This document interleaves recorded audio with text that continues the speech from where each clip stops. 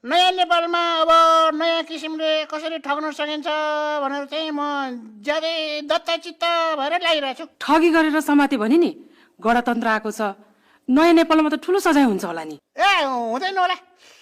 किन हुँदैन होला भनेदेखि जबसम्म ठुला ठुला ठगहरूसँग राजनीतिक पार्टीहरूले चन्दा लिन्छन् नि तबसम्म खतरा छैन। किनभनेदेखि ठुला ठुला ठगहरूले त्यो राजनीतिक पार्टीलाई चन्दा दिने पनि त्यो ठगेरै ल्याएको पैसा दिने त हो नि। अब ठगेर ल्याएको पैसा चन्दा लिएपछि नि त अब प्रत्यक्ष रूपमा भए पनि अप्रत्यक्ष रूपमा भए पनि राजनीतिक पार्टीहरू पनि त ठगीमा सामेल भए। त्यसमाथि पनि झन् हामी सानसाना ठगहरूलाई त खासै खतरा छैन।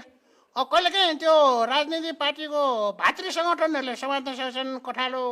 तिनीहरूले कठालो समात्यो भनेदेखि तिनीहरूको खल्ती समातेर अलिकति पैसा हालिदिएपछि त भातृ सङ्गठनहरू चुबो लाएर जान्छन्। अनि पुलिसले समात्यो भने